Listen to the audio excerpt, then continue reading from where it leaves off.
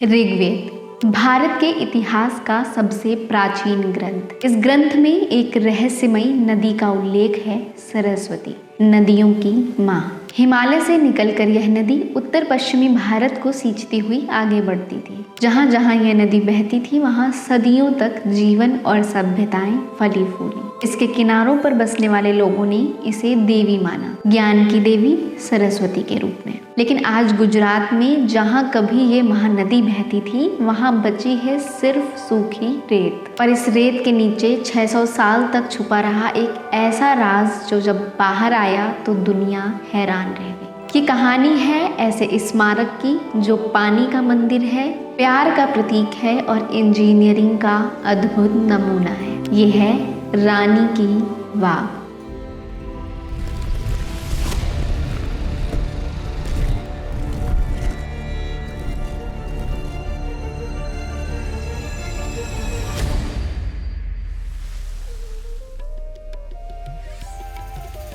1890 के दशक की बात है। पाटन शहर में दो आर्कियोलॉजिस्ट हेनरी क्रॉसेंस और जेम्स बर्गिस पहुंचते हैं कुछ जांचने के लिए। उनकी जांच के दौरान उन्हें रेत में एक गोल कुएं के आकार का बड़ा हिस्सा दिखाई देता है और साथ ही कुछ स्तंभ भी। उन्होंने जब इसकी माप ली तो यह लगभग 87 मीटर चौड़ा एक बड़ा गड्ढा था, लेकिन इसके नीचे क्या है ये किसी को नहीं पता।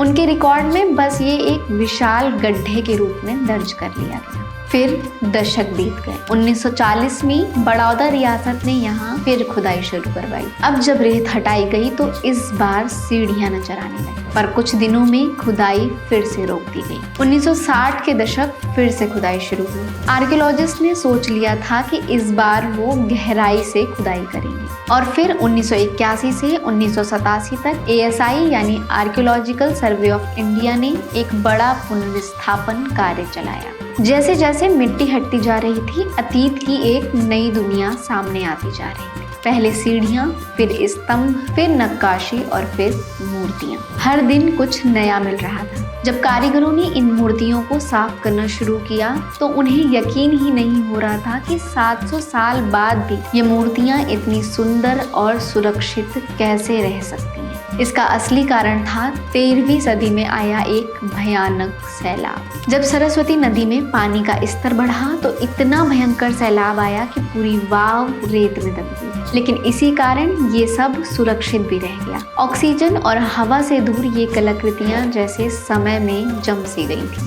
और अब जो सामने आई वो थी रानी की वाव, एक ऐसी इमारत जो ना सिर्फ पानी का प्रतिबंध करती थी बल्कि एक संग्रहालय भी थी। 1986 में खुदाई के दौरान एक और बेशकीमती चीज मिली थी, रानी उदयमती की मूर्ति, जिन्होंने इस बावड़ी को बनवाया था। आज ये एक यूनेस्को वर्ल्ड हेरिटेज साइट है। 22 जून 2014 को इसे ये सम्मान दिया गया था। विशेषज्ञ कहते हैं कि ये दुनिया भर में भूमिगत जल आर्कियोलॉजी का सबसे बेहतरीन उदाहरण है। आज से लगभग 1000 साल पहले गुजरात में एक शक्तिशाली वंश का राज था, चालुक्य या सोलंकी वंश। 940 ईस्वी में राजा मूलराज ने इस वंश की नींव रखी थी। उनकी राजधानी थी अनहिलवाड़ा पाटन, वही जगह जो आज पाटन के रूप में जानी जाती है। 11वीं सदी में यह शहर इतना समृद्ध था कि इसकी जनसंख्या 1 लाख तक पहुंच गई। ये उस दौर में भारत के सबसे बड़े शहरों में से एक था। पाटन एक महत्वपूर्ण व्यापारिक केंद्र था। प्राचीन रेशम मार्ग यहीं से गुजरता था। चीन से रेशमी कपड़े आते थे, मसाले जाते थे, सुनार का काम होता था और हीरे जवाहरात की खरीदारी होती थी। यहीं पर बनती थी पाटन पटोला, वो खास डिजाइन वाली रेशमी साड़ियाँ जो आज भी उसी पारंपरिक ढंग से बनाई जाती हैं जैसे हजारों साल पहले बनाई जाती थी। ये डिजाइन इतनी मशहूर थी कि रानी की वाव की दीवारों पर भी आपको इस डिजाइन के नमूने मिलेंगे। 1022 ईस्वी में सोलंकी वंश के सिंहासन पर बैठे राजा भीमदेव प्रथम, उन्होंने लगभग 42 साल तक शासन किया, 1022 से 1064 ईस्वी तक। भीमदेव का शासनकाल आसान नहीं था। उनके राज के शुरुआती दिनों में ही महमूद गजनबी ने सोमनाथ मंदिर पर आक्रमण कर उसे लूट लिया था। ये एक बड़ा आघात था गुजरात के लिए। भीमदेव को अपनी राजधानी छोड़कर कांटकोट में पनाह लेनी पड़ी,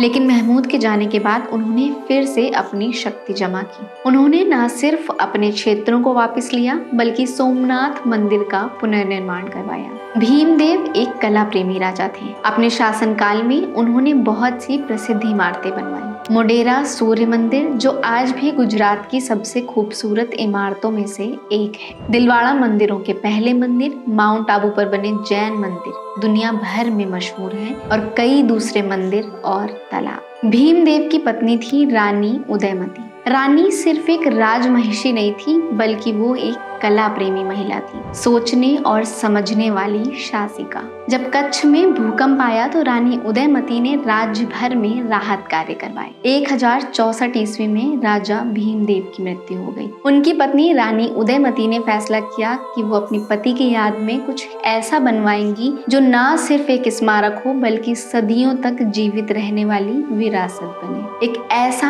अद्भुत स्थापत्य जो गुजरात की जनता के काम आए, इस शुष्क भूमि में पानी का संरक्षण करे और साथ ही कला व इंजीनियरिंग का एक असाधारण उदाहरण भी बनी। 1063 ईस्वी रानी उदयमती ने इस वाव के निर्माण का कार्य शुरू करवाया। यह केवल अपने पति की याद में बनाया गया एक स्मारक नहीं था, बल्कि एक दूरदर्शी जन कल्याण योजना भी थी। गुजरात उस समय शुष्क क्षेत्र था, जहां पानी की कमी सदियों से एक गंभीर समस्या रही थी। यहाँ बावड़ियां बनाने की परंपरा सदियों से चली आ रही थी, लेकिन रानी उदयमती की कल्पना किसी साधारण बावड़ी तक सीमित नहीं थी। इस वाव का निर्माण पूरा होने में पूरे 20 साल का समय लगा। इसको बनाने में कितना खर्चा किया गया ये तो कोई भी नहीं जानता, लेकिन इतना जरूर है कि रानी ने इसको बनाने में कोई भी कसर नहीं छोड़ी। सोने चांदी जैसी महंगी सामग्री, बेहतरीन कारीगर और उत्कृष्ट बलुआ पत्थर, सब कुछ इस्तेमाल किया गया। 7 मंजिला इस वाव की लंबाई 64 मीटर, चौड़ाई 20 मीटर और गहराई 28 मीटर है। यह वाव मिट्टी में गहराई तक उतरता है। हर मंजिल पर स्तंभ, मूर्तियां और नक्काशियां हैं। चौथी मंजिल सबसे निचली और मुख्य मंजिल है, जहां एक बड़ा आयताकार टैंक है। यहाँ ही पानी जमा होता था और इसको वाव का दिल कहा जाता है। इसके बाद सबसे निचले स्तर पर जमीन से लगभग 30 मीटर नीचे एक गोलाकार कुआं है, जिसका व्यास 10 मीटर है। यह कुआं और निचली संरचना ही वाव की नींव है। विशेषज्ञों का कहना है कि रानी की वाव एक उल्टा मंदिर है। आम मंदिरों में आप ऊपर की तरफ जाते हैं भगवान के दर्शन करने के लिए, लेकिन यहाँ आप नीचे की तरफ जाते हैं पानी के लिए या जीवन के सबसे प्रमुख स्रोत के लिए। यूनेस्को की रिपोर्ट में इसे पानी की पवित्रता को दर्शाता एक उल्टा मंदिर कहा गया है। रानी की वाव मारू गुर्जर शैली में बनी है। ये शैली 11वीं से 13वीं शताब्दी में गुजरात और राजस्थान में फली फूली। मारू मतलब राजस्थान और गुर्जर मतलब गुजरात क्षेत्र। ये दोनों इलाकों की वास्तु परंपराओं का संगम है। ये शैली सोलंकी वंश के शासनकाल में अपने शिखर पर पहुंची, इसलिए इसे सोलंकी शैली भी कहा जाता है। सबसे हैरानी वाली बात है कि पूरी इमारत में कहीं भी सीमेंट या गारा का इस्तेमाल नहीं किया गया है। हर एक पत्थर दूसरे पत्थर से लकड़ी के टुकड़ों के जरिए जुड़ा हुआ है। लकड़ी के टुकड़े पत्थर के अंदर फिटिंग से बैठे हुए हैं। 1000 साल बाद भी ये संरचना आज भी मजबूत खड़ी हुई है। रानी की वाव में मूल रूप से 292 स्तंभ थे, जिसमें से 226 स्तंभ आज भी खड़े हैं। हर स्तंभ पर नक्काशियां की गई हैं, फूलों की डिजाइन, देवताओं की मूर्तियां और ज्यामिति के नमूने। जब आप इसमें नीचे उतरते हैं तो तापमान 5 से 6 डिग्री कम हो जाता है। यहाँ 500 से ज्यादा मुख्य मूर्तियां हैं और 1000 से ज्यादा छोटी मूर्तियां हैं। तीसरी मंजिल पर है विष्णु भगवान की 10 अवतारों की मूर्तियां। मत्स्य, कूर्म, वराह, नरसिंह, वामन, परशुराम, राम, कृष्ण, बुद्ध और कल्कि। हर मूर्ति इतनी विस्तृत है कि आप घंटों देखते ही रह जाएंगे। रानी की वाव की सबसे खास बात है स्त्री सौंदर्य का उत्सव। यहाँ अप्सराओं, नाग कन्याओं और योगिनियों की सुंदर मूर्तियां हैं। हर स्त्री प्रतिमा में अलग रस है। कोई अपने बाल संवार रही है, कोई श्रृंगार कर रही है, कोई नृत्य कर रही है तो कोई अंगड़ाई ले रही है। ये श्रृंगार रस का उत्तम उदाहरण है। जो सौंदर्य और प्रेम को दर्शाती है, क्योंकि रानी उदयमती ने ये अपने प्रेम की याद में बनवाया था। उनका अपना सौंदर्य बोध, उनकी पसंद हर एक मूर्ति में दिखती है। ये स्त्री सौंदर्य की मूर्तियां नहीं बल्कि भारतीय कला की परंपरा है। अजंता की गुफाओं से लेकर खजुराहो के मंदिरों तक हर जगह स्त्री सौंदर्य को उत्सव की तरह मनाया जाता है। रानी की वाव के पास एक विस्तृत व्यवस्था थी जिसका नाम था सहस्त्रलिंग तालाब। सहस्त्र मतलब हजार और लिंग मतलब शिवलिंग। कहते हैं यहाँ 1000 शिवलिंग स्थापित थे। ये तालाब रानी की वाव से भी पहले का है, लेकिन ये दोनों एक दूसरे से जुड़े थे। बारिश के मौसम में जब सरस्वती नदी का जल स्तर बढ़ता था तो पानी को नालियों से बहाकर आगे ले जाया जाता था। रुद्रकूप नाम का एक शुद्धिकरण जलाशय था। यहाँ पानी में जो मिट्टी होती थी वो नीचे बैठ जाती थी और साफ पानी आगे बहता था। ये व्यवस्था बिल्कुल आधुनिक नहर कार्यों जैसी थी। इस तरह से भूजल स्तर बना रहता था और रानी की वाव और आसपास के कुओं में पानी रहता था। बावड़ियों का एक और फायदा था प्राकृतिक वातानुकूलन, यानी नेचुरल एसी। गहराई में पानी होने के कारण नीचे हमेशा ठंडी हवा रहती थी। स्तंभ और मंडप ऐसे डिजाइन किए गए थे कि हवा का अच्छा संचार हो, गर्मी बाहर निकले और छाया बनी रहे। लोगों के लिए ये सिर्फ एक पानी लेने की जगह नहीं थी बल्कि एक सामाजिक स्थान था जहाँ लोग आते थे, बैठते थे और बातें करते थे। एक रोचक बात है सबसे निचली सीढ़ी के पास का दरवाजा जो 30 मीटर लंबी सुरंग में खुलता है। कहते हैं ये सुरंग सीधे सिद्धपुर नगर में खुलती है जो पाटन के पास है। शायद ये आने जाने का रास्ता था इमरजेंसी के लिए या फिर ये किसी और बावड़ी से जुड़ी थी।